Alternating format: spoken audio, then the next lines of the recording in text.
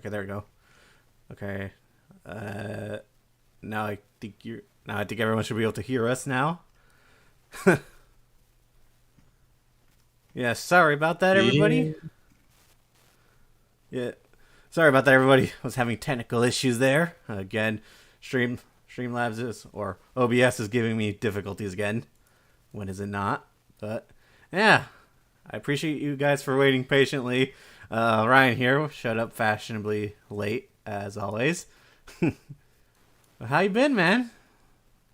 Oh, the nerve of this guy. What do The you mean nerve. the nerve? He said I showed up fashion roulette. Oh, I don't do this on purpose. Thank Uh huh. Sure, sure. you. Now I'm good though. Thanks for having me. No problem. And it's always a pleasure having you on this channel. I mean, I consider you a close friend. We've been friends for a long time on YouTube. You've helped me out with a bunch of stuff, so I figured why not give you a spotlight on my new show? You know? Yeah, been a while, man. It's been a lot going on. Yeah, definitely, especially from what you've been telling me. So yeah. So, as you guys know, this show I write a bunch of questions for my interviewees, and I will be asking Ryan here some questions, and I think some of them are a lot more interesting this time around because I wanted to go hard on Ryan here. So, yeah, what do you say? Let's get right into the questions. So, I want to kind of get the gaming stuff out of the way first. So, I know you game a lot, but I don't think you ever told me what was your first ever console like you played on. First console I've ever played on was the Atari. My sister had one. Ironically, this is back when we had the little red, white, and yellow little ports on our TVs. So that was the first one, if I remember correctly, I played. Oh wow, the Atari. Oh yeah. What age did you get that at? It was my sister's. Pretty much everybody in my family is a gamer or was a gamer at some point. My sister still does it, but she's not like she didn't commit to the insane hobby like I did. So she would like usually, you know, get my older consoles when I don't use them. That's kind of how it's been. So it was But through your sister that you managed to play that old console then.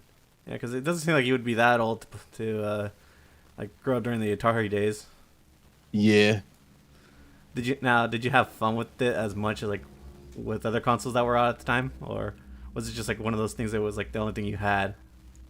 I mean the wild thing about it, and it's funny about it. Like even though that was my the first gaming experience I had, it actually intrigued me to get more into it. You know what I mean? It's a lot of stuff. When I got my own console, well, right around the time I got my own console, I was locked in. You know what I mean? Yeah, It was mostly, but most of the stuff that we got at the time, it was mostly my sister. Just being the, I guess you could say the ringleader in a sense. You know, I would ask for it. My mom be like, yeah, I don't know if he's too, if he's old enough to get this. My sister would then vouch like, yeah, I want it as well. And it was like, oh, okay. So I feel like my sister got it. And then she noticed that okay, obviously the stuff I'm playing isn't bad, and then obviously that just well, here we are. so we have her to thank for you to be in gaming, huh? All right. Yep. So, what was the first game you played then? If the Atari was your first was like your first console. First game played on that, if I remember correctly, was Pac-Man. My sister used to beat the hell out of me, and that all the time. Literally, that was literally the only game she would hold over my head was Pac-Man this, Pac-Man that. And yeah, that was her So you just played way of beating me. competitively against her in Pac-Man. Dude, she was competitive as hell. It's just funny looking back at it because she's not competitive at all. And when I do play, she's like, "Oh, I'll beat you in Pac-Man."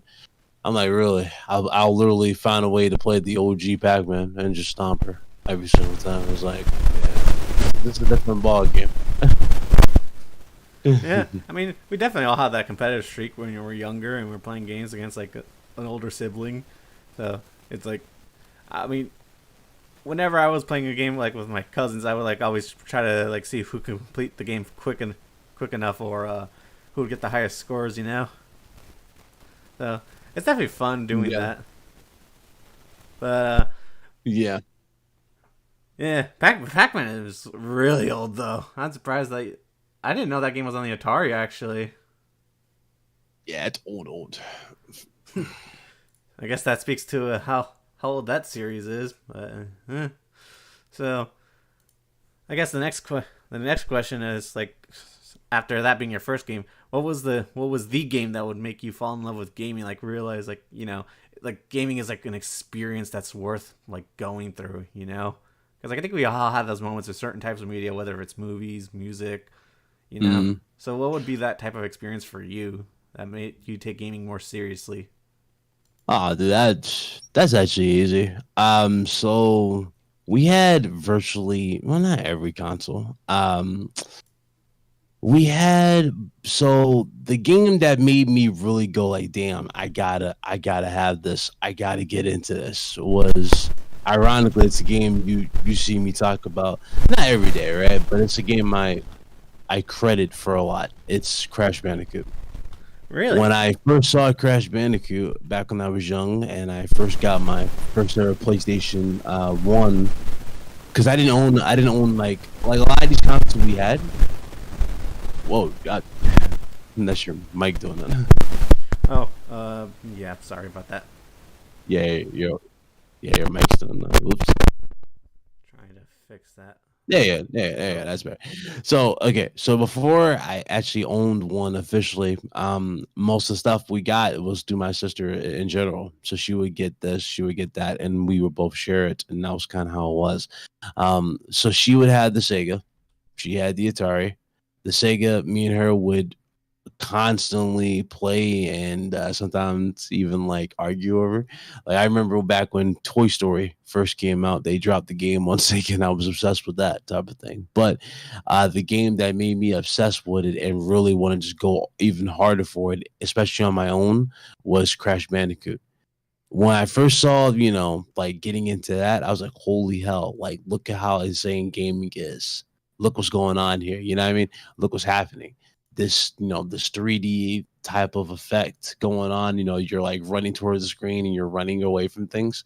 That stuff was like, damn, this is insane. Like I'm loving what I'm playing here, and it became a big part of it. Hmm. Yeah. I mean, Crash Bandicoot isn't that bad of a game to be honest, and it kind of broke grounds with it how it looked too. Because like, Oh yeah. especially like during an era where like 3D gaming was on the rise now, because PlayStation had introduced that type of graphics. hmm So that was the game that definitely made me jump head first, like all the way in. I was like, yo, I really want this. When I got my first console, I was like, yep, that ended up being it. And then ironically, I'm playing crazy games like Xena. I'm back on PS1. God's looking back at some of those games. You had Xena, you had God, what else was I playing on that damn game? There's so many crazy games. Spyro. Actually, no, I don't think Spyro came out on PS1. Oh no, it did. It was Spyro and Was Crash. it was it Spyro? Yeah, okay. So I did play out on PS1. Um, yeah, it's just so much. There's so many games. So so why Crash and not like pick something like Mario, which was more established at the time? Mario, we played that constantly, and it always felt like her type of game. Granted, it was a fun game. Mario was always good. It's like a lot of people has a good relationship with Mario. I had a good relationship with the Mario games. It's just I was more, I don't know. I feel like Mario, like it was cool, but it was kind of like it was wearing off of me. Like even more. And back then, advertisement was a lot better as well. So me, I'm like a damn clown. I'm falling for all the marketing tricks. when we uh when we had them back then, like crashing the suit, going to GameStop, talking trash to Nintendo. So Mario just wasn't it wasn't that game that locked me in. Like me, I was playing TMNT on Super Nintendo back then. I don't know if you played that before, but I played that on Super Nintendo stuff. And And that had me more interested. what about a I forgot what was the other console? It was it was Genesis, right? That also released at the same Yeah. time. Yeah. So why not? Genesis. Yeah. Genesis was a hungry man back then. Let me tell you, that was. I remember back when Batman Forever came out. I don't know if you remember that with Val Kilmer. I was so obsessed with just Batman. I asked my mom to get the damn game, right? I remember still to this day me firing up that game and probably getting past like 2 levels and then just being completely confused because of how bad the controls were in that damn game for Batman Forever. Then you just, you pass it all. You got Aladdin. You had I forget the name of this game. It's like you I forgot his name, but you like transform into like depending on powers you pick up that you can climb walls and stuff. I forgot the name of it. It's one of those OG games that I remember getting. We got at a yard sale and I was obsessed with. Um Time flies. But Genesis was in a league of its own. It was another good time to be, Yeah. a gamer for. If I remember correctly, I'm not sure if it was Rayman. I think it was Rayman on there, the OG joint. I just I have vivid memories of it because I remember like I'm pretty sure it was because I have vivid memories of how this game looked, but that was another good experience though. It was just lit. Like it was a good time. Like I would pay legit to go back just to revisit it and experience it all over if I could, if possible. You probably had the money too, because retro gaming is always still going to be around. It's like, I mean, yeah, for sure. But I'm talking about like just that period. oh It was a yeah, different period back then. It was insane. Everything was yeah, chill. You know what I mean? It was legit chill. We used to all gang up on the couch and just game at that time. oh yeah. For me, that was the So, PS3 generation, because yep, I was young, so I mostly grew up during the PS3 generation. A little bit during the PS2, but mostly PS3. So yep, the PS3 was always the one that me and my friends would always group up on the couch and play games with. yeah. PS3 gym was great. Just had a rough start. That's the only Yeah, problem. yeah. Same with the Sega Saturn too. Yep. Uh, yeah. So if Crash is that game that got you into gaming, would you consider it to be like one of your favorite games of all time? Oh hell yeah, of course. It always holds a special place in my heart. I don't know if you remember back when before the channel was Big Cloud. My channel was Ryan the Professional at the time. Yep. And I don't know if you remember, I was legit going insane over Crash's reveal when we got it at the I think it was the PlayStation 2016 showcase. We got the big reveal for him. I believe So it was. yeah, so that's what we It got. was either Yeah. that or 2015, somewhere Yeah, it around was the there. 20. I think it was the 2016 one because I remember that's the one where we got God of War.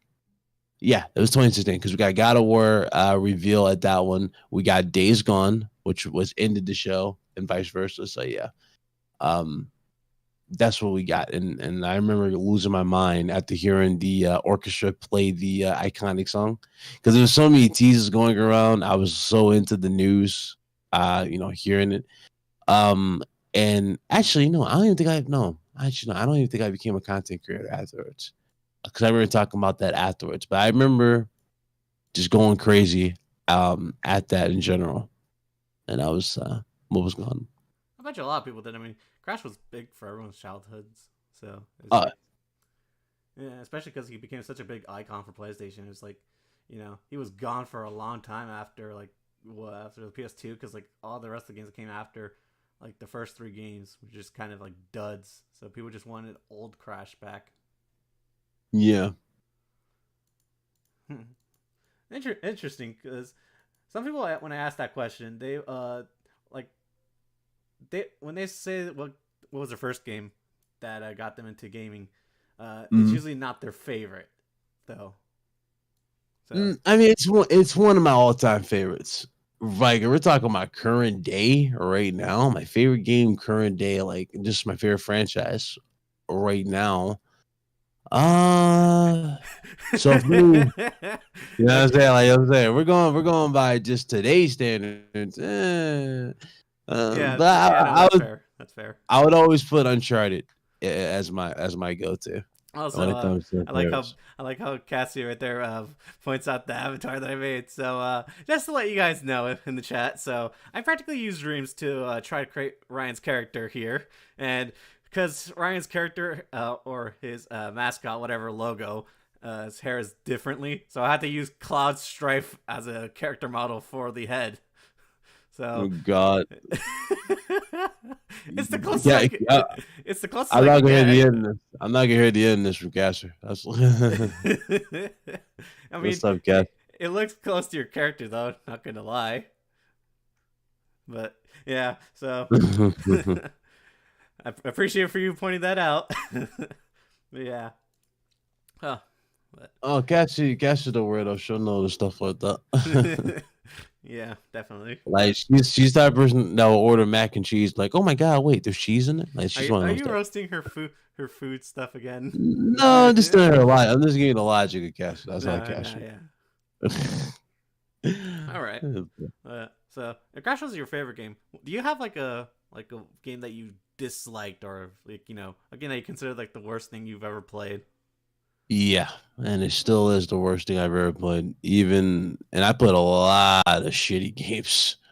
So, what game would that Now be and for I'm you? 30, and I'm 30 years old. I'll be 31 on the 30th of this month. But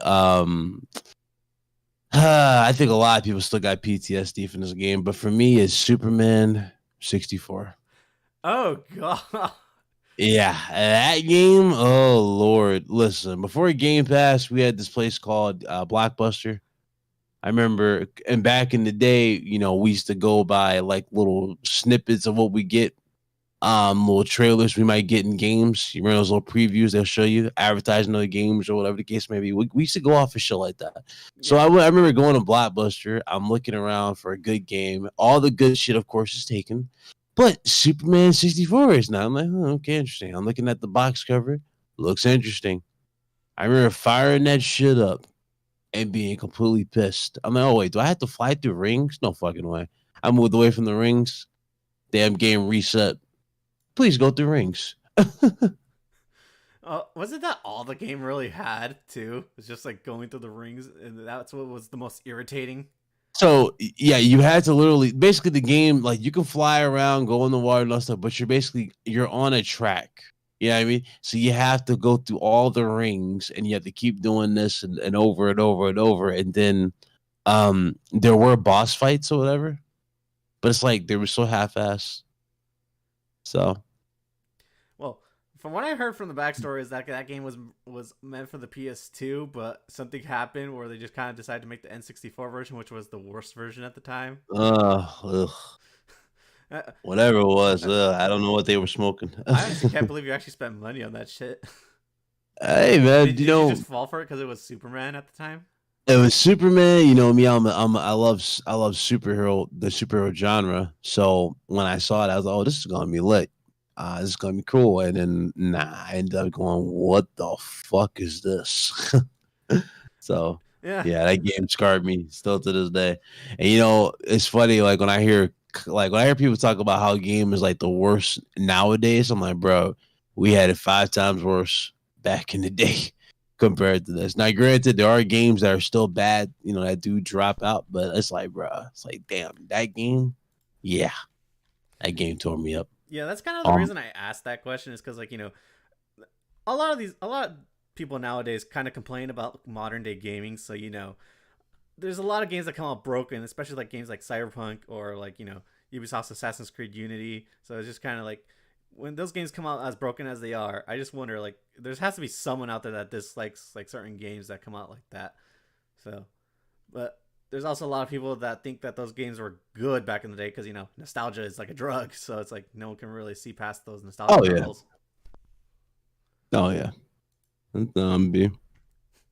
But yeah, I mean, yeah, I honestly can't believe you mentioned that game. I almost forgot about it, to be honest. The only reason I know about how bad it was is because I was like researching like new stuff, like old games for the N64. Oh yeah, there's like because there's so many gems I've experienced, and it's just like that's why I just love the hobby by itself. Like there's so many great things about both sides, even Xbox. Because a lot of people don't even know about me, like the OG Xbox. I remember buying that with my aunt. It was my birthday, and I was already cemented with PlayStation. Like they had me. Period. You know what I mean? So you would think, oh, Big Cloud would have bought the PS2 immediately. No, I immediately took that gamble on Xbox. And here's the plot twist. I didn't regret it. I bought the Xbox, the OG. My aunt bought it for me for my birthday at that time. I was mad young when they dropped. I don't know if it was the advertisement by The Rock. I don't know. I was because I'm a big wrestling fan. I don't know.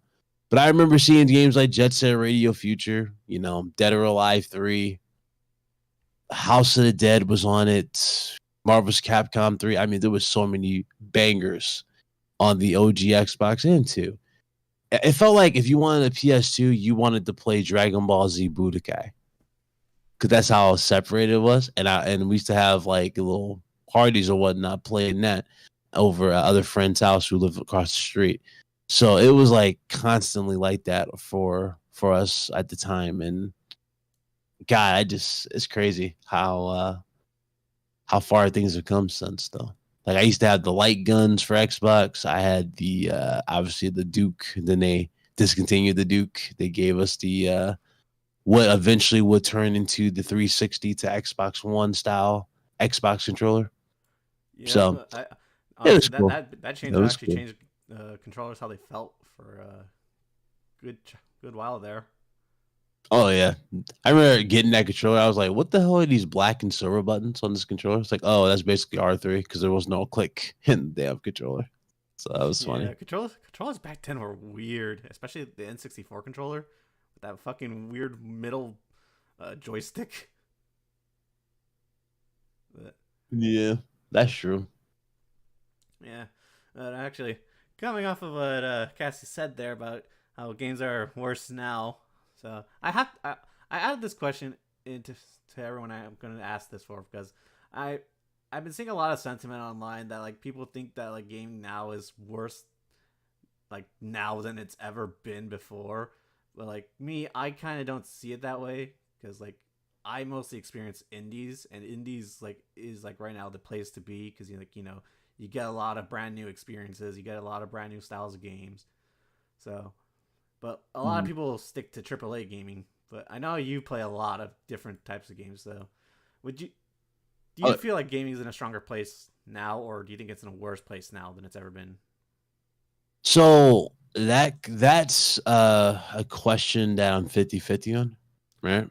So yeah, I do think it's great in terms of what gaming is doing. Like if you look at the quality of games, specifically AAA games, AAA games are rivaling movies, if not putting movies to shame. See what I'm saying? Especially with great teams. Even though I'm not a fan of Last of Us 2, I can't take away what Naughty Dog has done for the entertainment industry as a whole. Look at the new Mission Impossible movie. It pretty much took all its inspiration from Uncharted 2 or just the Uncharted series. You know what I'm saying? So you see movies trying to capture and trying to like speed up and get with the times like games are. You got Spider-Man 2018, which like a lot of people don't really understand like how guys like me have been waiting for shit like that or were waiting for shit like that back in the day. We all dreamed of games looking that good, performing that well, and literally just looking that insane. Back when Spider-Man came to the big screen with Tobey Maguire, it was like, bro, damn, I guess this is the best we'll ever see Spider-Man, right? And then here comes Spider-Man 2018. And what are we doing? We're fighting on the side of a building against Doc Ock. Who thought we would ever see some shit like that? I didn't. You know what I mean? So gaming has evolved to a point where I love it. I love, what they can do, the risks that they are willing to take, and how good things are going to be or have been. But then here's the give and take part of it. The negative side about it, this is where I would say it's worse because of just how easy it is now for you to get screwed over when it comes to gaming. For example, games back then, yeah, they were expensive. And then we got to a point where games were at 50. That was a golden period. Yeah. You literally could just buy 2 for $100. $100 doesn't get you 2 games in 2023. You know what I'm saying? Unless the game's been out for a while. and it's in the clearance bin, or you know what I mean, or as a sale. But this is where they get you when it comes to gaming in 2023 and onwards. So you're spending you're spending $70, you're spending 60 or whatever, and you don't even get the full game. You don't get the full experience. Oh no, The definitely full not now. experience comes, yeah, the full experience comes years later. And guess what? You have to pay more for that for a season pass. Yep. See what I'm saying? You need a season pass to experience the full game. So some people might go on, I'm okay with what I've accepted. The sad part is I've never grown to accept it. If you go to my PSN account, you'll see a lot of games I platinumed. I virtually platinumed every game that I played, right? But there's a lot of games in my playlist that you don't see. Like you'll see platinums for, but you don't see 100% for. But even though it has platinum, it doesn't have 100% for. Why? Because I refuse to be nickel and dimed. Unless I really, really love the game, and granted, I love a lot of these games. I love playing them. I love experiencing them. I just find it very criminal the fact that I got to dish out additional money just to experience stuff that I should already have at the start. See what I'm saying? I'm not with that at all. When a game does, when a developer does you a favor and gives you what you're entitled to, and they're giving to that for free. See, this is like a lot of people praise this stuff. They're like, oh, this developer's giving this for free. This is a great thing. When the reality is, it should be there. It should be there in the first place. You shouldn't be paying additional money to play games. You shouldn't be paying for online to experience multiplayer. Oh no, yeah. All this stuff we're doing was free back then. Oh yeah. Especially, we went through a That's whole that's how I felt generation. coming off the PS3 gen to the PS4 gen, having to pay for online. I was kind of pissed about that because playing for free is just very nice, especially when you go to PC gaming too, and you realize, hey, I don't have to pay for this. I don't have to pay for online. What the fuck? Like, dudes don't understand how, like, a lot of people are so quick when they hear shit like this, like, oh, you guys just, use your PC master race, yada, yada, yada. No, it's not a PC master race. We're just telling you what we see, you know what I mean? What we're experiencing. On PC, it is 5 times more seamless to play and get through without any hassles versus what you're seeing on console right now, believe it or not. On console, you need either Plus for PlayStation, or in this case, you would need gold, because I think they got rid of, or not gold. You would need Xbox Game Pass or whatever they did with it, because they got rid of gold for Xbox. But you need that still to access your games online on console. It's like, nah, Yeah. and you're not even getting. There's not even a guarantee you're going to get the top quality experience online anyway with the $60 that you're dishing out. And then we throw in these subscription tier based models that they have now. Will PlayStation have the essential, and the basic and all that stuff? It's like, no, I'm not really feeling like I'm getting that ideal experience. Okay. Period. Now let me flip this argument on it around. Now, do you think indie studios will be able to change that? I mean, we're already seeing now, like Larian Studios with Baldur's Gate 3 becoming a huge success, that like a lot of these AAA devs are worried because the AAA industry has been kind of terrible with how they've been releasing games. I mean, again, Cyberpunk, Assassin's Creed. There's also been Halo Infinite, which lacked content at a launch. So there's definitely a big shift towards like these smaller independent studios where they are breaking new grounds. Yeah. I mean, most of these small independent games, they fit that mold for a service. You know what I mean? These are simple games. They're easy. Easier to get to services, like they can drop these in bulk. As far as them changing the game, I mean, I can name multiple indie games I played that were amazing. You know what I mean? Like, and they definitely are the future. The problem is, though, I don't know. I don't really see, like, even though I do see a lot of indie games down the road, it feels like by the end of this generation, in a weird way, we're not going to have as many independent developers because most of them are going to be bought up for the sense of putting those games on services. I have the feeling.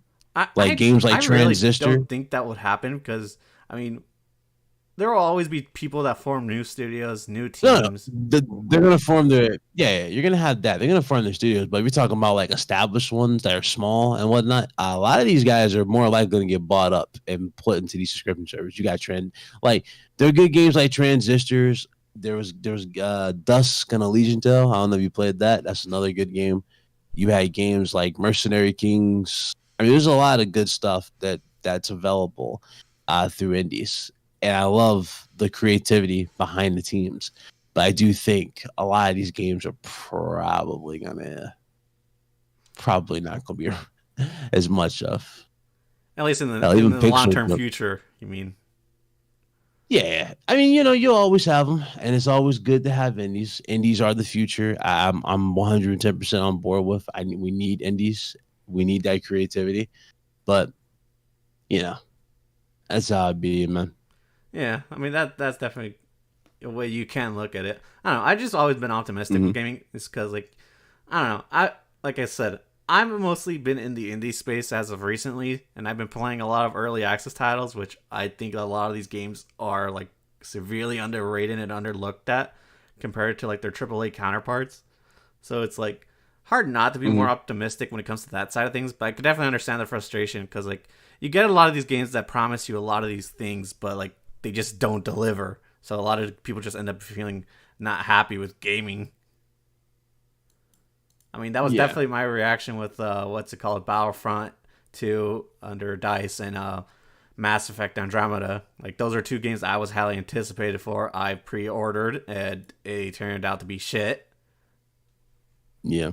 So yeah, it's definitely a sentiment that's kind of like that's been growing. So I think AAA gaming needs to do something about that, or else I don't know. A lot of people say there might be another crash happening, but I don't know. But there's definitely needs to be some change in this industry. Uh, You- huh? What we're about to say? Oh no, I was saying, yeah, I was agreeing. All right. Okay. Now let's move on from the just gaming questions onto the more YouTube side of things. So now, what made you start a channel like related to gaming? Why cover gaming? Uh, that right there is a mix. It's like a mixture of just like I wanted to well, so I definitely love to talk about it. I love to, just chill and get excited with everybody when it comes to new tech and new hardware and new games. So what made me make that trip to officially try out for, like to make the channel about gaming and news and all that stuff. Honestly, I was looking at a YouTube channel, and again, we all start off like this in a sense. We look at other YouTubers, but there's one particular YouTube channel that I was looking at. I used to follow. I don't follow no more because he doesn't really upload. Period. But then he kind of, I don't know. You see, he sounded good on the mic. I was like, okay, this guy is probably the real deal, right? And he was like, no, that's not what happens. That doesn't make sense. You know what I mean? He's like one of those. So I was like, if he can do it, I know for a fact that I can do it. So I took a gamble on it. It got me a pre-built, and ironically, before you started seeing the game, like before I had gameplay and all this stuff in my videos, it literally was just me recording my desktop like browser, me talking over my desktop browser, and just me switching between different news articles. And that ended up being the news format that I was going for in a sense. And basically, my take on the news was like, okay, here's a breakdown of what is happening, what it says, what it means. Here's my quick little thoughts, and then I move on to the other. Of course, it's the internet, so you always had those one or two that were just ignorant about it. We didn't have timestamps at that time. They're like, "Yo, you take too long to get to the point." I'm like, "No, I don't. I'm explaining this." But hey, that's how some people were. So you had to take that as that feedback and go for it. But literally, I guess it's just the main reason I dedicated the game to gaming news as opposed to just me putting the channel on one specific game and jumping from game to game like a lot of other channels would do is because personally, I don't know, it fit my mold a lot better. I love talking about games. I love sharing opinions, hearing different opinions about things, and it just was it ended up being a great conversation because after like the video started doing better and better and better and the channel actually started to grow, it was like I would always like go back to my comment section and either read a comment or reply to comments, and it always amazed me at the time of just how many great opinions people had, or how many like how many different like how many other people thought about things, you know. So that always was like, definitely thought provoking when you look at other like content on there, like how you go about it. Oh yeah, So I remember those old days, like when you were still growing and you were interacting with the comment section a lot, like quite frequently actually, yeah, liking comments or pinning certain comments. I still remember those days, but I also know that you also didn't just do game, because you were also making like videos on like certain fanboys in the community at the time, like like yep. JTech for example. So like your videos could have easily gone another way, like you could have easily gone into like the fanboy side of things, like like like the way So Fortinga does things.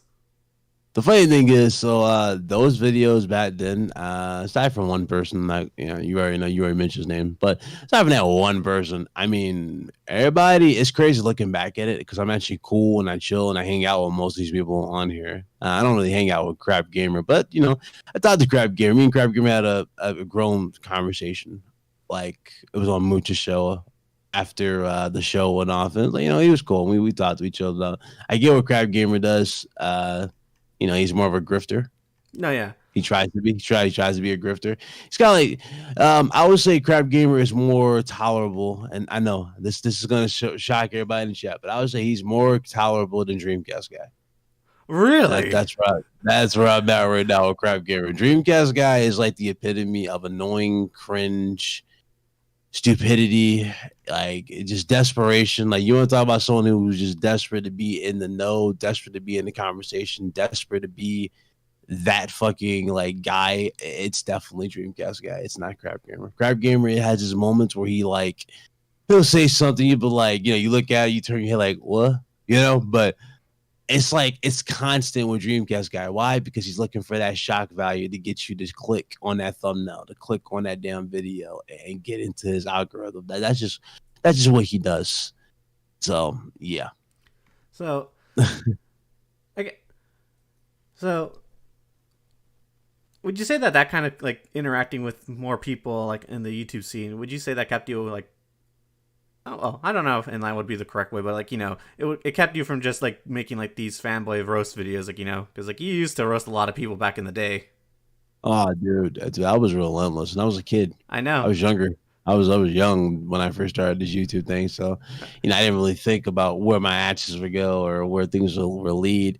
I mean, I was talking trash about. It's funny. So a lot of people don't even know about this. So when I was with IGN on their freelance program, right now with IGN, I'm a curator for IGN playlists. That's what I do with IGN. So a lot of people don't know. I'm still part of that. That's what I do. But to go in perspective, I remember when I first got in IGN and they pulled me in the call and we were talking. I had dudes like going, "Yo, is that who I think it is?" I'm like, "Wait, what? I don't remember talking to you." And he was like, "No, no, no." And I shit you not, he pulled up a folder of names, right? And my name was in the folder, and then it was like some videos that were tagged to it. And he pulled up the videos, and we legit were watching these videos. It was like memory lane. I was like, golly, I was a dick, but at the same time, some of these I wasn't a dick one. I was definitely You were definitely edgier uh back then. I was edgier for sure, but at the same time, what I said wasn't necessarily wrong. It still kind of still happens. But they looked at it, it was like, damn. Then they saw the crazy 180 that the channel did, what we were doing. They loved how, basically Ryan the Professional was persona that I did. Yeah, I wanted to be that guy to tell you what it is about gaming. I wanted to be that guy to, educate you about stuff if possible, or you educate me. You know what I mean? I was always down to talk about things and have fun and I of course open the platform up because you remember the platform used to be heavily accessible. Like a lot of people from the chat would be able to just jump in and talk. But that was an old period of me doing this where I was like, yeah. Now look at it, it's like, yeah, I don't. Is it worth doing it now? Not really. No, no, yeah, definitely not the way you did it before, because like you definitely handle your shows a lot differently now, more organized, and Oh yeah. Yeah. So Like if you like I still have it open to the chat, but it's like, bro, it's like a one at a time. It's like, bro, you want to come through for sure? I'll schedule it. You know what I mean? It's like that type yeah, of thing. yeah. I had that type of control. I the whole like mob type of mentality that I started with mine, where it was like, dudes just jumping in like for the sake of just jumping. I was like, yeah, nah, this is cool on paper, but it's definitely not ideal. Especially when people when you take it to the fact people gotta listen to this afterwards. You know what I mean? It's just not ideal. Having like 7 people on a panel talking, no. I tried this before. It just doesn't work. It's a convoluted mess. You need to have more Yeah, and order in it. not to So, mention a lot of people won't end up even talking because of that. So it's yep. like you don't give enough time to certain people who would like to speak their minds because Hmm. either someone would cut them off or whatever. And that's true. That's the God honest truth. So I was like, yeah, no, it's time to just move it on, keep it going, type of thing. And then when I originally came up with the idea of the whole Big Cloud Gaming thing, I was like, low key, I have a vision for this. I already know where I'm gonna do. This is me starting a clean slate. And I thought I said it's like, guys, listen, I'm starting a clean slate. What a slate. I don't really care how people react to it. There's a lot of things that's going to change with the channel. And of course, dudes thought I was bluffing, and they was like, "Oh, I'll unsubscribe." I was like, "Okay, goodbye." And then you see them in the chat sometimes. They'll be like, "Hey, change your name back to this." Like, but you don't see these guys nowhere near in my content. You know what I mean? When I'm live streaming, they just I know. Yeah. periodically come through here when they see a video title, and I'll say professional or something. So these dudes that don't watch my content, I was like, bro, it's like honestly, I was like, good riddance. I didn't need that type of dead weight around me. That's how I felt. That was the attitude I had when I built it. So when I I could went definitely in, back you up on that change because as a longtime yeah. viewer, yeah, I've seen a lot of people who used to be in your chat come and go. So yeah, you definitely changed for the better. uh, and when you see them on just fanboy related channels. So it's just like, it's okay, cool. And no, I got no issue with them doing it, right? My issue is where like you go to these fanboy X amount of channels, right? And then like you go in a comment section and then they just got like this weird negative vibe towards me when I never said nothing to them. You know what I mean? It's like, but that just goes to show they didn't watch me for my content. They watched me because they just wanted to see the headlines. They just wanted drama. They wanted to feel better about their pathetic purchase, whether it be for a PlayStation or just whatever the case may be. That's just how pathetic people are on the internet. So I didn't really pay that any mind. I knew what I was getting myself into when I hit Big Cloud Gaming, and I remember people hit me up at DMs like, "Yo, did your channel get hacked? What the hell?" I was like, "No, that's one of the big changes I was talking about." And of course, the avatar looked terrible back then. It was Yeah, like that red avatar. Literally, I made it in Photoshop. My Photoshop skills was ass, but that was my first avatar I did in Photoshop. And then I ended up hitting up Stacy, and she's the one who did the red one, and I ended up becoming my staple for it, which I changed it back to today, or not today, but like a couple days ago. Not too long ago, I changed it back. But she was the one who did my logo and all that stuff, and I was like, yo, she did such a great job for it. I was like, damn. And then I hit up Graphic God later on when I had, when I wanted to branch upon even further and get into the PlayStation door. And I did that, and we had even better success with the PlayStation brand one for it. And now Graphic got a lot of credit for that. oh yeah, graphic god has done a lot for this community, making a lot of icons for different channels. Yeah, Awesome guy. He's an yeah, awesome guy. So he came in clutch with that, and then, you know, it's funny because I didn't think in a million years with me with one. See, this is how you know it's just a lot of envy and just weird negative energy for the sake of just having it because they want that or they just they're just jealous that I've made it type of thing. But it's like, listen, I've never changed. I'm still me. You know what I mean? You hit me up in the DM, I'll talk. You know what I mean? You want to have a conversation, we can do that type of thing. But it always shocked me that I went like it shocked me because it was only what I would say 3 months after the name change to Big Cloud Gaming that I was on Twitter saying, "Hey guys, yeah, by the way, I'm working with IGN." I actually forgot it was that close. You remember it was that fast Yeah. because after the Big Cloud Gaming name change and I did everything and was talking and just having more fun with the content, put more of myself into the content as opposed to me just talking as like a panther, you know what I mean? Because remember, just the logo, just talking. You never saw my face. Oh You no, never yeah, saw me. yeah. Yeah, I never got to see my personality on screen. So as I kept going and getting more confident with it, I was like, "Yep, it's time to get on camera." And the camera reveal happened.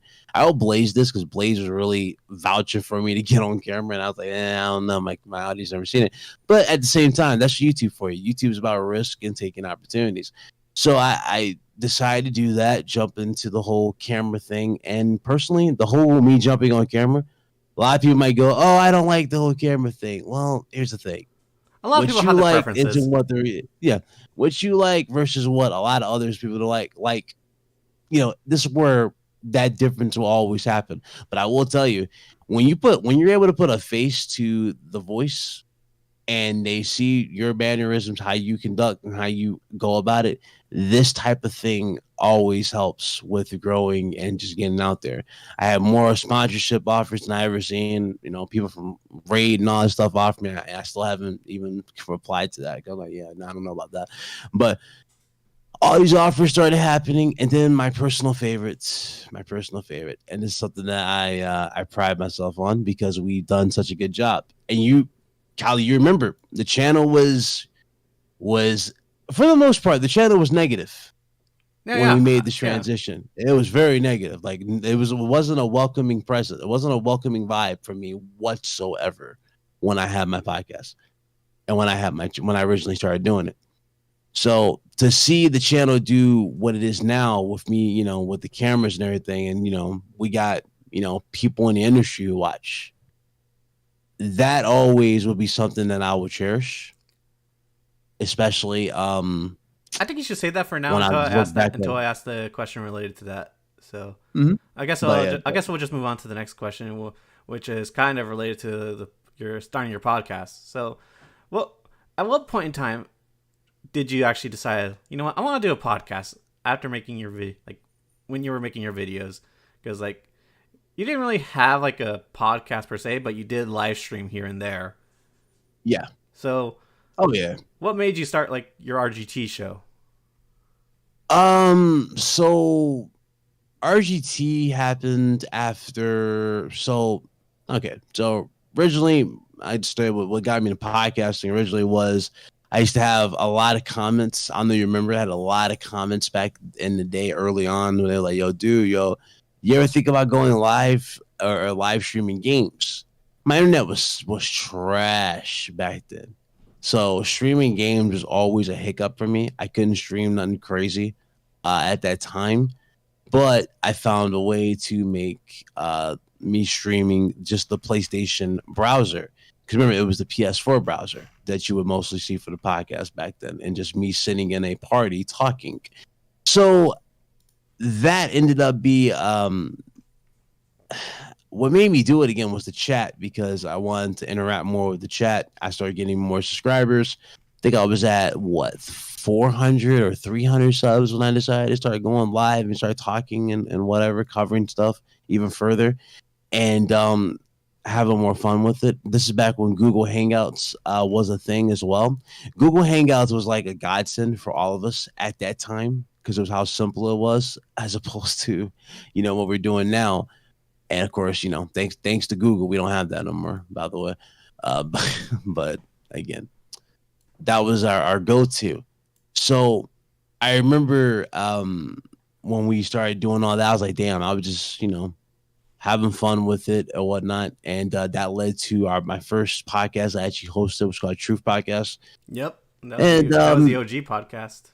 yeah, that was the OG. That podcast, we were all like I just play this. We were all dicks, and we didn't give a shit, man. We legit would dedicate a session to talking about people in the chat, roast them because of we would get weird people in the chat say, "Oh, you guys are this, that, and the third," and you have some people even try to come at my PSN like, "Yo, I guarantee my PSN's higher than yours." When they see my PSN, is like, "You're crickets." That's always the funniest thing for me. with when it came to the fanboy side of the whole thing. But anyway, so that thing happened, and obviously when that podcast disbanded, I made my own to get away and just do my own thing. Now, again, originally the podcast, Truth Podcast, or I'm sorry, not Truth. Originally, Real Gamer Talk (RGT) was just me, just us going over games. That's all it was. We still do it to this day, Hence why I call it Real Gamer Talk. Gamers legit, just talking to all of my games. Real gamers chilling. So that was originally the plan for the whole thing, but that's where we are now. Obviously, things have drastically changed because there's a lot more to it.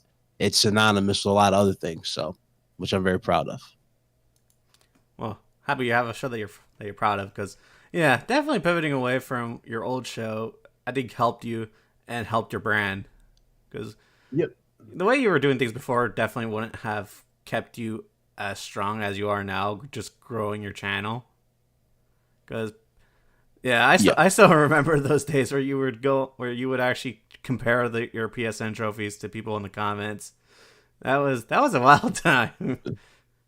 I mean, it was wild because I used to get some weird comments. Like they were comments. I still get those here and there to this day. But I'm talking, they were at my throat. They were like, "Oh fuck yeah, my podcast, like my PSN is better than yours. I won the bet. What's your PSN?" And then I remember you were there. You witnessed this. This dude was like harassing me for like a month straight, right? And I didn't reply to him crazy, but then he went to that crazy extreme. He's like, "Dude, let me on the podcast, show me, and I'll show you my PSN. You show me." I'm like, "Okay."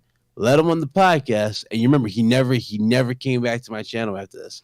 But he showed his PSN. I was like, "Oh, wow." And I just started laughing. So what's so funny? What, my PSN shit's on yours, not better? And then he saw mine and he left the chat.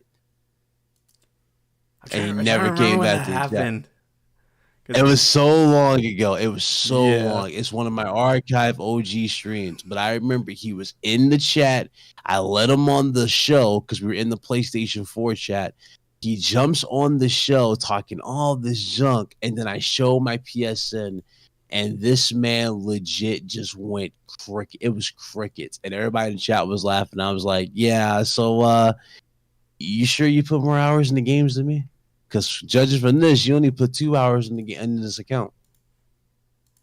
Then he disappeared. I was like, "Yep," never came back. I'm pretty sure he probably still has PTSD from that. Me, I just like, hey, no hard feelings. It's just like, that's just a different me. I'd say that at the time.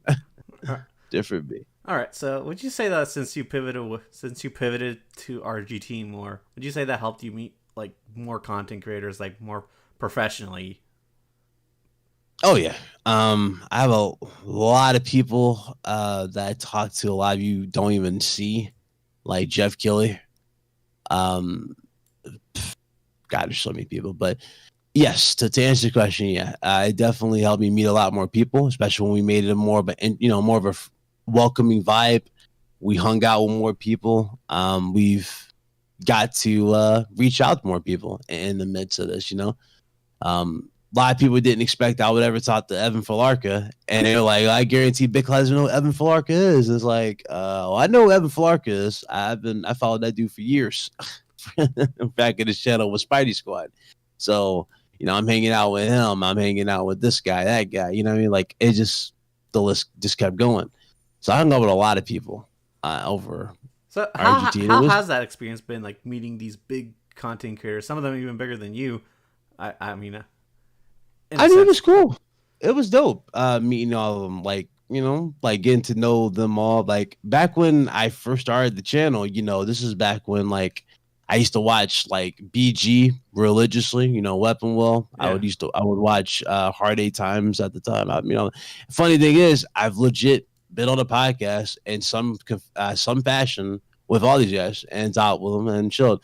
The one guy who first put me on this, like first kind of like spread my channel around, and I think you remember, he was in the chat. He surprised the hell out of me, and I was like shocked that he showed up in my chat. And that's the homie still to this day, and that's Blackbon. Oh yeah, I remember. Because Blackbon was like, "Yo, these videos are factual. It's a factual video. Yo, dope. You know what I mean? Like that." But he was giving me that type of props. So, me and Black Bob that's always gonna be the homie. That's always gonna be the brother right there. He always looked out for me. So Because you I you always definitely appreciate him. expanded like in meeting people. Like, yeah, like they like people like Blackbone are big, but like you've met like even bigger people now. Like I've seen Yeah. you on what's it called, the show Spawnways, Blindwave show, which is also a huge cast of people who have like hundreds of thousands of subscribers. So it's like Yep. you've met people double your size, and like you've managed to be in like this circle of content creators that's helped you Yep. grown. And moments like that I love. Like, don't get me wrong, I love it. I don't never look back or shy away or just, I always, when I see stuff like that, I'm always like, damn, yeah, it's awesome. I talked to all these people, and then I didn't think, and it's funny, like I used to get so many comments, especially after the IGN thing. Like they used to go, damn, yo, Big Clout, yo, how you getting all these interviews and all this stuff? And I'm just like, bro, it's believe it or not, all of you, especially dudes in the chat, y'all can get these interviews. I just gotta know how to do it and how to present yourself. But that's just I already told you, Jake. You Yeah, already yeah. know off there about how that goes. But like interviews, stuff like that, that was the other thing that made RGT really where I wanted it to be.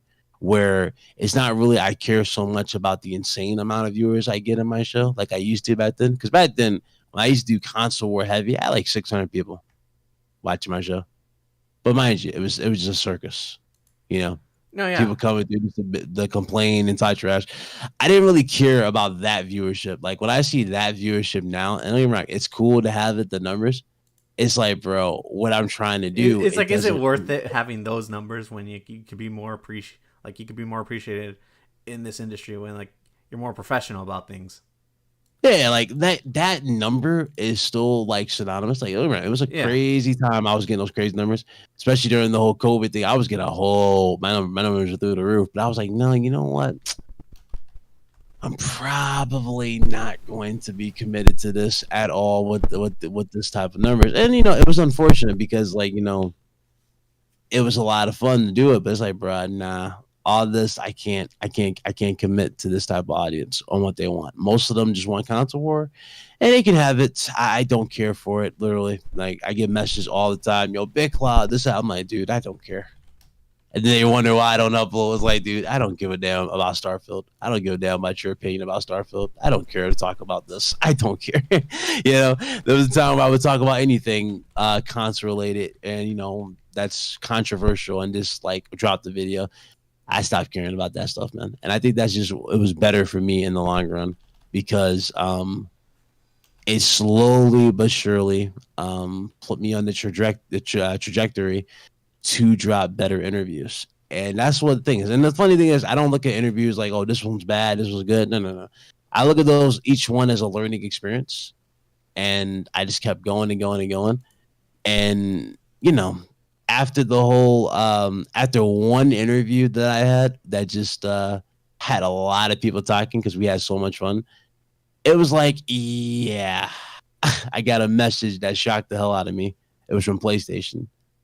And we had a little talk because a developer spilled the beans on the podcast.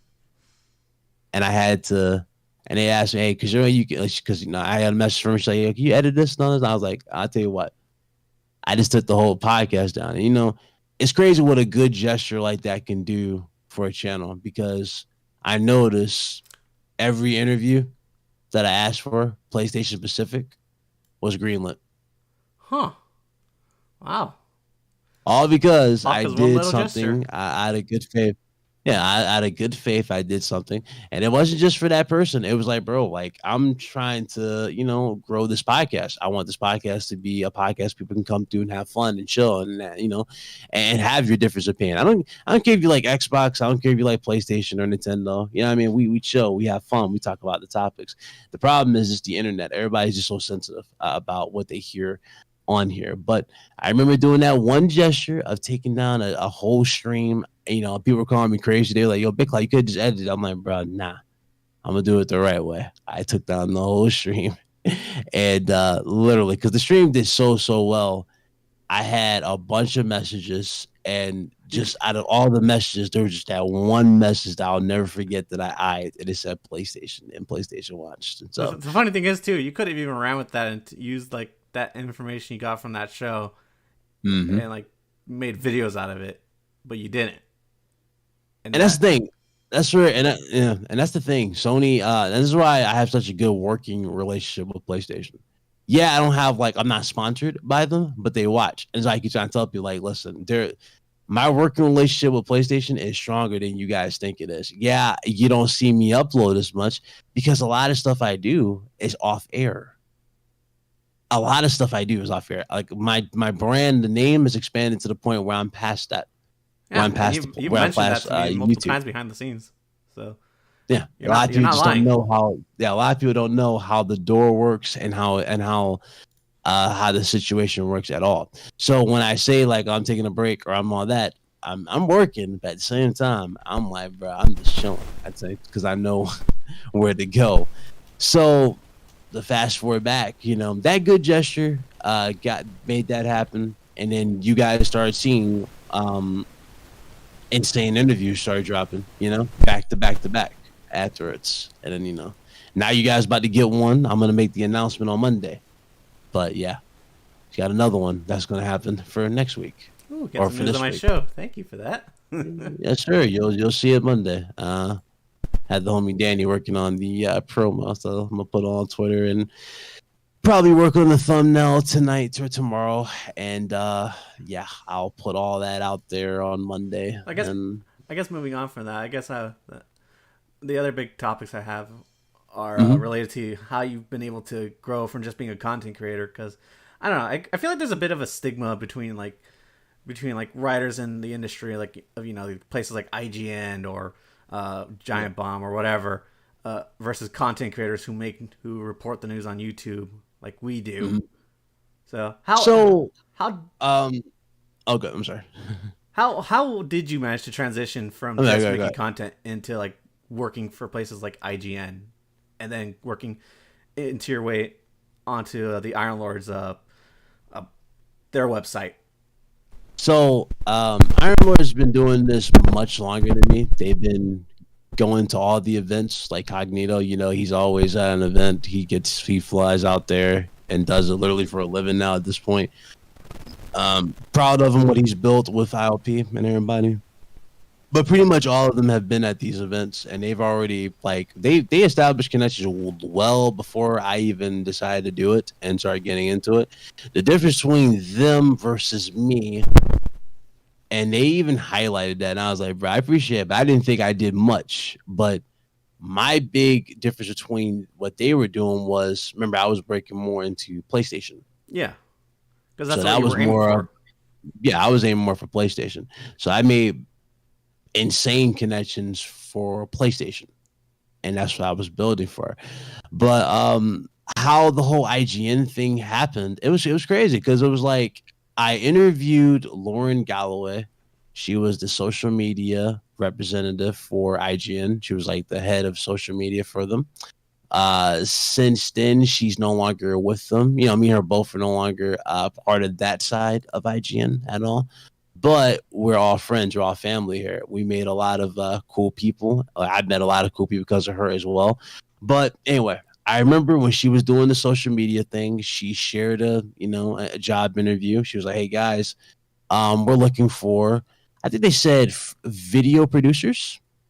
So, it was either video producers or presenter or something like that. And I put in for it. And, funny thing is, I didn't even see this email. I didn't see the replies at all until much later. I thought, I guess I gotta wait for a reply or whatever for this. So I wasn't checking my emails. That was me being dumb. But I started noticing it said IGN, and then this was a list of games I was getting recommendations for. Hey, would you like to cover 1, 2, 3, 4, 5, 6, or this? You know what I mean? It was a bunch of games in a DM. And I was like, wait, hold the hell on. What's going on here? And then I clicked on it, and I went all the way to the beginning of the first one, and it literally said, "Hey, Ryan, I don't think you would fit this role that you apply for, but I think you would fit perfectly as a freelancer with us. I was like, oh, and the paperwork got started after I said yes. I started, talking to him. My account got updated on IGN in general, and to an editor type of role for IGN, and I just was covering. I started, covering. They welcomed me into the family for what it was. Um, and then they gave me a bunch of games to pick. And I was like, what game am I going to pick? Am I going to pick this game? And of course, I ended up choosing, what did I choose? I chose the San Andreas Definitive Edition that we got from Rockstar. And that game was ass. So I ended up covering that because I thought it was going to be easy. It was my first game covering them. So basically, he was like, yeah. So basically, your job is very simple to what you're doing here. He taught me how to work the site, how everything works, and drop content. And boom, that's what I was doing. I had to make the thumbnails. I had to do everything they're doing. So when you guys see like the walkthrough for the GTA San Andreas Definitive, that's all my gameplay, but also the thumbnails. Those are all me. So it was cool, man. It was a cool experience to learn to work with them. I was nervous as hell the whole time. Oh no, yeah, I bet it would be because like IGN is a big brand, so it's like it wouldn't be that easy. Yeah, but I was proud of myself when I saw that my name was in the article, my name was featured, and they showed my comment, like my videos, and I was like, damn, this is so fucking cool. My name's up here, Yeah, my full name was shown, but I didn't really care because originally I was gonna put Big Cloud Game, but he's like, nah, just put your full name, it's fine. And it's funny because you look at it from a YouTube perspective, but in reality, again, this is just me being excited and eager and just willing to do X amount of things. Just me being hyped, being a part of the team. I was like, damn, I'm just shocked that my name's here. So that was that was how that went about. When I left, I was thinking, okay, back to the drawing board type of thing, because I started working with Iron Lords as a writer, and I wanted to branch out more into gaming. And a good way to branch into gaming, aside from this, is also to become a writer. And I can talk about gaming for hours, days even. You know what I'm saying? Being able to put your words into paper is another different thing. And when I dropped my first review ever, I'm talking more people hit me up, more developers. Stealth followed me, and I didn't even know about. And the list goes on. Yeah, I remember you. Yeah, I remember you telling me the other day too that you had a developer follow you for a game that you wanted to play. You didn't even realize it. They followed you. They followed me. I didn't say nothing. But that's the cool side of things. You get followed by a bunch of developers. You're hanging out. You're chilling, and you're like, wow, this is incredible that there's so many cool people. That watch and are willing to chill and hang out. That stuff's always fun and awesome to see. Yeah. So having that many people follow you and chill and want to check out the content is always it's always cool to see. I think the big thing about that too is that not a lot of people really do make that big jump from like YouTube to like actually making a professional job, because some people just stick to YouTube just for the fun of it, but like you made that extra effort of making that like a job and working at these major companies, getting money for it. And not only that, but it also helped your brand in return. So it's like, oh yeah, it helped you in spades. Cool. Oh yeah, dude. Like, you know what I'm saying? Like, I thought it was over, and then Lauren hits me up. She's like, "Yo," Ryan, I had this idea, and I think you'd be perfect for it. I was like, "What's up?" It's like, "Oh, dude, we're doing this thing called Playlists. The guys wanted to ask you, but they asked me to do it because I know you. So I was like, yeah, what's up?" So I ended up getting a message, she sent me the DM. We all started setting things up, and lo and behold, I started looking at what's going on, and this led to me talking to Pierre. This led to me talking to the other Ryan. I call him R2, and the company because his name's Ryan, and and just me becoming more and more synonymous with IGN as it was. And once I got featured on that, IGN followed me, and IGN made the entire other thing, and they followed me, and they at that point, I was like, oh, well, the door is always open, you know what I mean? Type of thing. Regardless if I left or what, the door is open, and I'm proud of what I've done in such a short period of time. So, it's cool. It was an emotional roller coaster because I didn't think in a million years I would be working with them, chilling with those guys, and hanging with them. And a lot of people, it's the funny thing is a lot of people are quick to talk trash about IGN because of a reviewer or whatnot. They don't even know how the whole thing works. It's so many talented people on there. There's a lot of awesome people they don't know when they just blindly trash the brand. It's like, listen, if you're expecting me to do that, you got me mixed up because I actually know a lot of these people here. No, there are some people who are weird. I will say there are some people. I mean, I will say some reviews that are written out of IGN aren't that great, but like, yeah, you're definitely right there. Like the whole company doesn't deserve to be trashed because there are great people that work there. Oh yeah, some real down to earth people that blew my mind with how welcoming they were, and how cool they were, and just awesome they were to talk about this very hobby, man. And this is gaming. You know what I mean? Yeah, and I love that. I appreciated that. That was something I never thought I would do. I remember I talked about this off air. Like, damn, I would love to be in a position where I can talk to industry figures and reach out and all this. And literally, I made that dream a reality. I guess I know how to do it. Mm-hmm. I guess that actually is a perfect transition to my next question of how do you feel like meeting these gaming industry people, not just writers, but like developers or these CEOs of companies. How do you feel like that's helped you grow overall? So it helped the channel grow in terms of expanding more and getting the word out, and that was brilliant. I loved what that did. Right.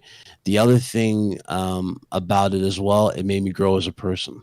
When I don't know if you remember when I interviewed Gio Corsi, I took a gamble, and I wasn't really, my channel was still volatile. It wasn't crazy. Like, it wasn't controlled like it is now. No, yeah. But I remember having a talk with Gio Corsi. Yeah, I was transitioning.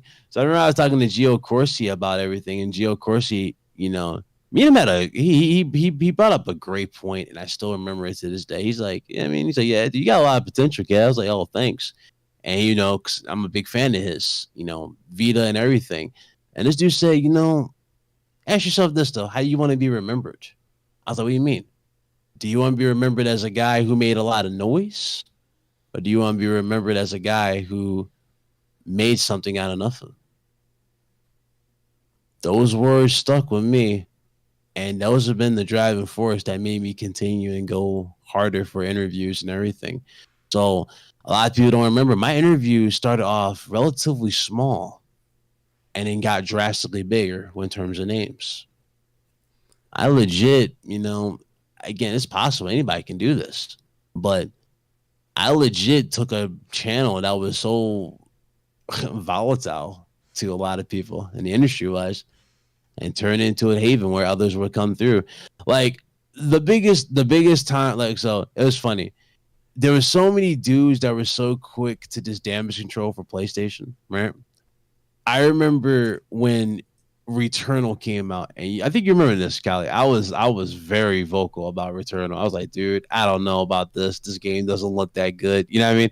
I'm not feeling what I'm seeing. Oh yeah, I remember. And I was going at it heavy. I was like, I don't even know what it's about. They're not doing a good job marketing.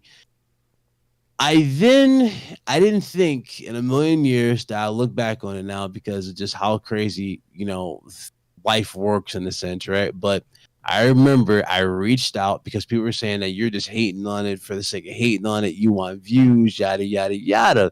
I remember reaching out to this is the homie right here too. He's such a cool dude. I love the guy. But I remember reaching out to Ristoga. That's his name on Twitter, but his name is Rudolph or Rudy. I call him Rudy.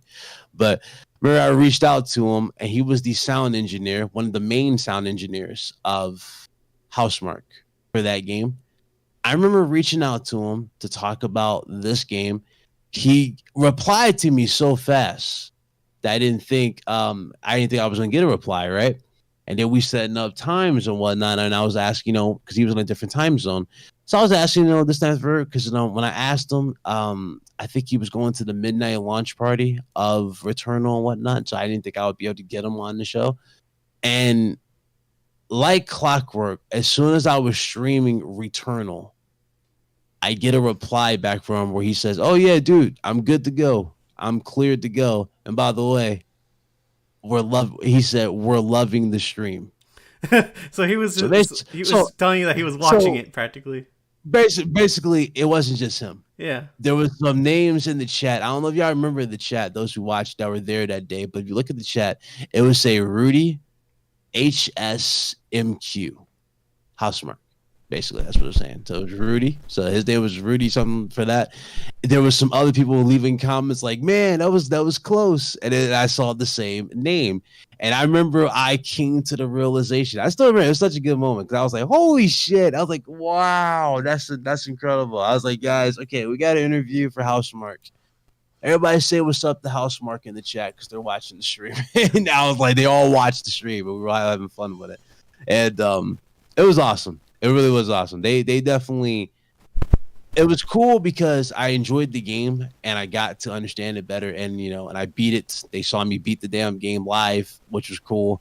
But even with me beating the game and just having that moment, it was like, bro, it was just cool looking back on that because how many people could say they had a developer watch the game from start to finish on your streams and Not legit. many, I guess. Not many. Not many people said that. So that was just a good accolade. And that just was a big confidence booster. And it was like, I knew there was nothing but love because they retweeted the interview after I said thank you guys for for the awesome time, and Rudy and everybody, and they all just loved it.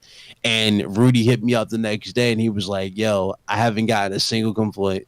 We're good, brother. Thank you so much." And I was like, "Dude, thank you." And that's where I got a little bit more ambitious, and then I reached out to Capcom, and Capcom was so awesome. Capcom also ended up having an even better relationship with them. Granted, I never had a bad relationship with Capcom, but I'm saying like Capcom became synonymous with the channel a bit too. Oh yeah, So, I still if remember. I wanted still to- remember the days you were interviewing a lot of voice actors from their what was it? Village. Yeah, Village. Oh yeah. So fun fact about that, there was a representative from Capcom watched the stream with that, and they just like, "Dude, this was so cool. I love the energy. This was great." And they were watching that and passing that along. So that was really, really cool. Interviewed, if I remember correctly, I interviewed Becca Pruitt, who I absolutely adore. I love her. She was the redhead woman who played Bela. Her name. She played Bela Dimitrescu, the first sister that you kill in Resident Evil Village. So she played her. Then I interviewed Mia Winters, who was Katie O'Hagan, another sweetheart that I got to meet there. And then, of course, a lot of people were shocked by this, but the actual face model who plays Lady Dimitrescu came through on the show, and vice versa. So it was a lot of cool. It was just a lot of cool time doing it. But again, this was just me coming more and more on my shell while, interviewing these individuals. Like, I didn't think I would be able to talk to David, a.k.a. Agent 47. I don't know if you remember that one, but that one blew my mind that I had him on the show as well. Oh, I remember how big you were making that out to be. Yeah. Yeah, I was blown away talking to him and just seeing how games have progressed. And I was even more shocked that he never played Agent 47 in real life in a movie.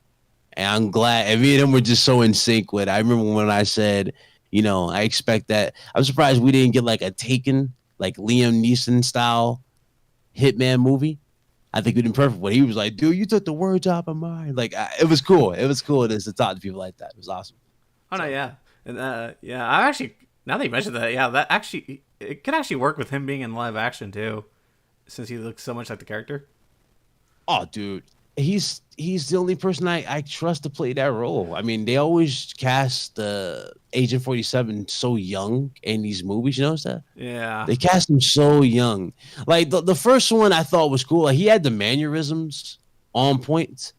You're just too young for the role. You know what I mean? He's just too young. He's not old enough. He's not a mature killer like Agent 47 actually is. So You know what kind of sucks it's now, like, dude, is that I think the John Wick movies have kind of become what those films should have been. I mean, I basically say, like, I joke about this all the time. John Wick is amazing. I love the movies, great, but like in a weird way, you can't deny it. It's basically now John Wick is basically the Matrix, which is with Keanu Reeves with longer hair. That's all it is. Yeah, okay, yeah, but you're not wrong. It's basically what it is now. It's basically the Matrix. Like it's like, but Keanu Reeves, he's like what 60, still throwing kicks. So Yeah. yeah, I mean the dude stayed in crazy shape. I'll give Keanu that. The commitment is really there. I guess pivoting away from like the sport, I know you've also been in like drama between like people you've made connections with too in this community. Like I really want to know how like that's affected you because like I know like when you're close to someone in this community, like you kind of consider them friends, I guess, or like you just consider them really close. How like has that affected you over the years? Because like I know you've been in quite a few disputes that have ended in splits. So you asked me about former Just like acquaintances. just Did you like ask me? What was the question? like just like being in drama in this community because like there's always How do I something feel that about goes drama on. in this community? Yeah, because like So a lot of drama in this community stems from jealousy, envy, and just stupidity. You know what I mean? yeah, Like I guess the bigger thing I'm trying to figure out is like how has that affected you? Because like we I mean, it definitely didn't. I mean, okay, it affected me to a point where it made me further push myself away from the community in a sense. yeah Before I was always on the front line. Now I'm barely in the shadows. I'm barely there. If not, I'm absent as a whole. And as you see reflected on Twitter, I hardly post. I hardly upload. You know what I mean? It's like that's just what it was. Drama in general, it's like, bro, it was just annoying. That's all you saw on the internet. Nobody has nothing good to say. And then when there's something good they think they can capitalize on, they'll try to go, oh man, I'm so proud of you. I'm such a big fan. Yada yada yada. We should do reunions and all this stuff. And then these are the same dudes that look dumb when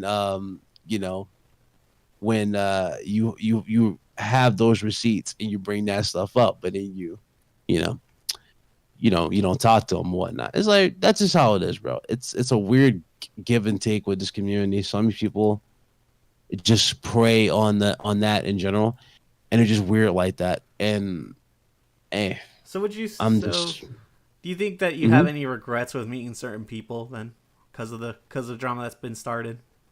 oh yeah, I definitely do. I definitely regret opening my platform up to some people, but at the same time, I got to think about where I'm at now. Yeah, And where it landed or where it ended up. So maybe low key, maybe it was all in a plan. You gotta look at it like that. Maybe it was all meant to be like that in general. that's definitely I was that's definitely a way to look at it because the way we grow as people is like we do make mistakes, so it's like those mistakes do help us grow over time. I'll mold you into a better person, or in this case, a veteran on how to go about things. Like, I'll put it like this: when I got into YouTube, I knew nothing about editing. I knew nothing about videos or thumbnails. I knew nothing about how, like, the industry in general was working behind the scenes. In a span of all it took was one name change and just me being a little bit more confident on the mic and my skills as an editor and video uploader or whatever. And I know 90% of what goes on here. And I don't even try. You know what I'm saying? Yeah. Breaking news, stuff like that. Yeah, it was more convenient. But again, that's how it be. So, and yeah, like Cassie said, you need to make mistakes to learn and grow. And that's basically how I look at it. Yeah. Will I ever collab with those said people again? It's funny. Cassie gives me shit for that all the time. Like, I'll give people the benefit of the doubt, give them a chance. But really, personally, in light of everything that, especially recently, I'm not ever going back down that road again. So if it's like, I'm done, I'm done. I've grown to the point where I'm just like, fool me once, shame on you. Fool me twice, shame on me. You know what I mean? Like, type of thing. But I was beyond the point of giving people like like 1 or 2 chances. I would give people multiple opportunity chances. I would fall for that whole, oh yeah, it's for this, we're doing this, and then it goes right back to the same square, bullshit. So I'm at that point where it's like, nah, I don't really care about that. I think it's better to move on and just not let it prosper. affect you as much. Just kind of do your own thing. Yep, prosper. And yeah, if it's a slow grind, guess what? It's a slow grind. I have no problem doing it. I got nothing but time. Yeah, and That's the stuff. you don't even have to worry about that anymore either, because like you know how to grow, you know how to get places, so it's not like you need to go back to certain people. Yep. I'm personally, all it takes is, the funny thing is, a lot of these dudes don't know. For me in general, all it takes is one trip to PAX, and I guarantee you the channel will be sponsored by PlayStation. Really, just like I'm that. not even kidding. I'm not even kidding. I have a lot of people asking me to come to PAX to meet up and actually establish, like, make the connections official. So yeah, there's a lot of people. My name constantly gets brought up because I get offered invites all the time to PAX. I just recently got it for Gamescom, and I'm like, I would make the trip to Gamescom if I had the funds for Gamescom, but I don't have the funds. I literally just came back from vacation, so I'm going to be getting back to work to get on that damn plane to go to PAX East, and we'll be going from there and start building. So I guess coming off of that, then I guess that'll lead me to my second to last question, which is like, how are you proud of where your channel is compared to where you started? Like, do you feel like your channel is like way beyond like what you've expected? Oh hell yeah, I'm happy with it because the thing is, my channel, like, I have over 10,000 strong, and these are people who watch my channel for me. So, this isn't no propaganda channel. No. We got the propaganda, chasers out the door. Maybe some few stragglers here and there. I don't know. We got them out the way, but everybody knows I don't really. Personally, I don't really care. Like I said earlier about this whole console war shit. I said it before, but in terms of just, where we're at, yeah, I'm happy where we are. We're at a point where I never thought we would be. The industry knows us. Our name's been covered. We did X amount of things. It's really like at that point. So I'm very happy. I'm proud of where I'm at with the team. Well, that's good. I mean, I'm always happy to see you grow. Like, I've been a long time supporter of yours, so it's glad to see you get a lot more recognition of your name out there. Because it's gonna be fun. It's gonna be fun this week for sure. I'm looking forward to getting back into that grind. A lot of people ask me about interviews, so it's gonna be fun to see everybody's reaction to who's coming through for Friday. Now, if you could do me the solid of uploading more videos, that would be nice. Oh, I will be. That it was funny. Like, I only uploaded that video super fast because Mike legit called me. Big Mike called me. He's like, Big Cloud, you gotta upload this. I'm like, dude, I gotta go to bed. Otherwise, you're not gonna get RGT. He's like, bro, no, I need a video. People were hitting me up, Big Cloud videos. So I did that quick video, and it felt good to do a video after so long. Granted, you could tell I've been out of it for a while, but again, it was cool to drop a video after so long. But again, that's what happens when you be away for so long, where you don't really necessarily need the channel. So it's cool coming back to it, and it's kind of like, it feels like a clean slate because I left it and I never really like fully was like on it as much. It was mostly just live streams on that channel. Yep, I remember. So yeah, that's how it was. But nah, it was cool, man. It was cool. All right. I guess that question out of the way. I guess now time to ask the final question, which I guess what advice would you have for like anybody else like trying to enter this industry? Because I know we've talked back and forth online about like people who tried doing what you do, like Big Mike. Shout out to him and his podcast that he does. Like, there are channels like his where like they'll try to do what you do, but they don't keep up that momentum, So yeah. What kind of advice would you give other content creators? My advice is, first of all, know what you want to talk about. Number one, right? Number two, when you go into this to cover gaming in this case, or just get into it, make sure you're doing this on your terms, and what exactly you want to talk about. You know what I mean? And be consistent with it. Uploads, all that stuff. Now, as far as like industry stuff, the best way to really get to a lot of people in the industry, believe it or not, is just be consistent. I'm not saying spam them with invites or invite requests or all that stuff. No, no, no. I'm saying be consistent with your growth, be consistent with your content, and you'd be surprised who watches. And I found that out the hard way and the good way about who watches when you do these live streams or when you do these videos. So there's that. Stay away from leeches. I call them leeches because all they do is run their mouths. They don't game. These guys are leeches. They just look for attention in some particular fashion. Sorry. These type of dudes just love for a reaction because, again, they got nothing going on with themselves. So avoid leeches and be consistent with yourself. That's all. And you'd be surprised where you go. Start off with the channel. You know what I'm saying? Build your audience. Have fun with your audience. Make sure you're doing this, and you're having fun. Make sure the chat's engaged. Have fun with it.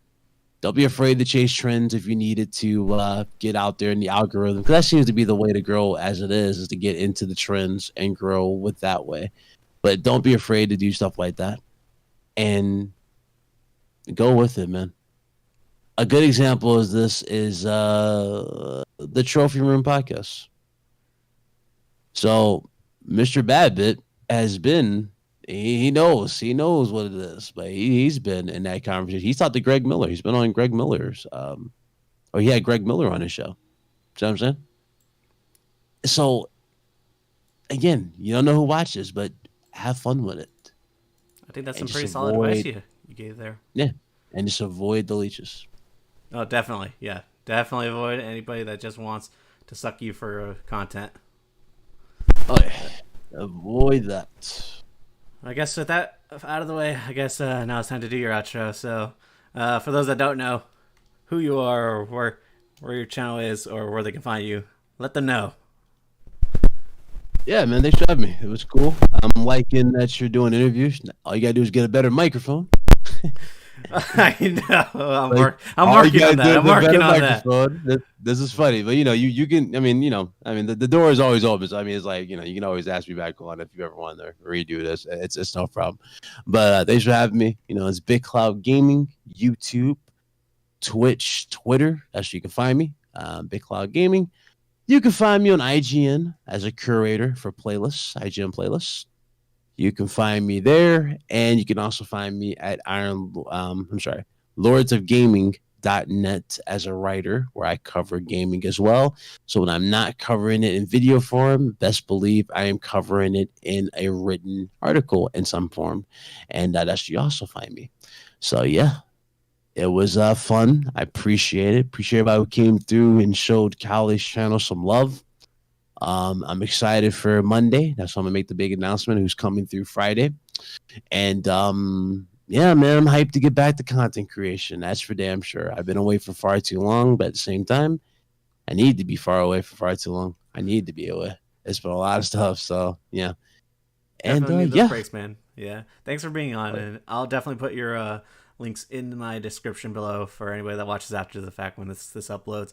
And again, thank you to everyone in the chat. Thank you, Cassie, for engaging in chat. Thank you for everyone who stopped by. And I really do appreciate the support. It's been a long time since I've been back myself. So this is like my second stream back in probably like a year now.